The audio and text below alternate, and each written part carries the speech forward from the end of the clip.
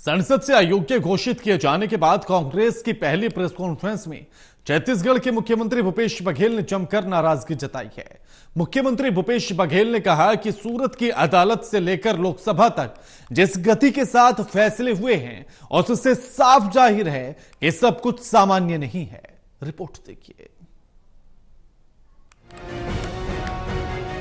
राहुल गांधी को संसद से अयोग्य घोषित किए जाने पर कांग्रेस में भारी रोष है और सरकार पर हमलावर हो रही है।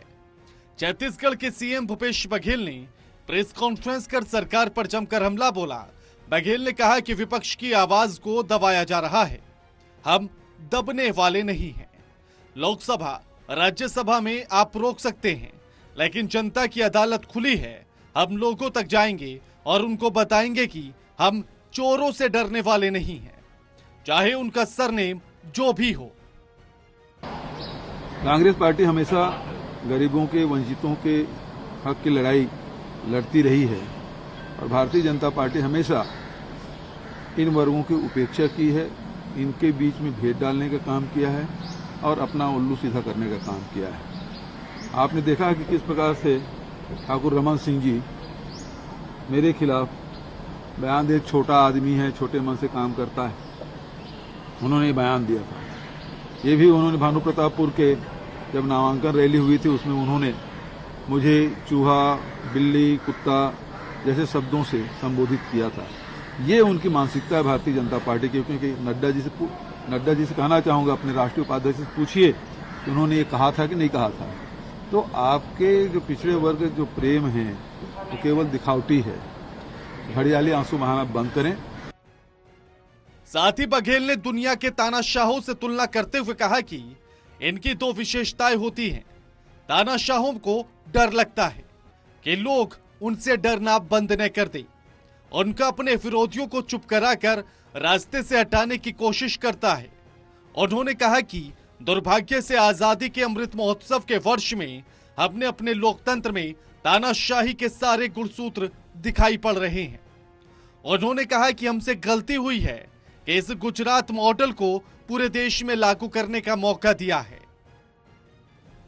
उनके नेताओं से क्या रहे, राहुल जी ने जो सवाल पूछे कितने बार उनके साथ विदेश यात्रा की है, सेल कंपनी के रूट किस प्रकार से पैसे रूट हुआ है उसके बारे में बताएं और क्या क्या उन्होंने ठेका दिलाए हैं इसके बारे में उन्होंने पूछा है।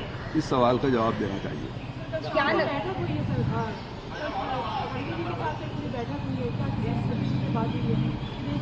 ये इस मुद्दों के लेकर दो पक्ष हैं, एक कानूनी पक्ष है जिसकी लड़ाई हमको लड़नी है, दूसरा जनता के बीच में इन मुद्दों को लेकर हम जाएंगे।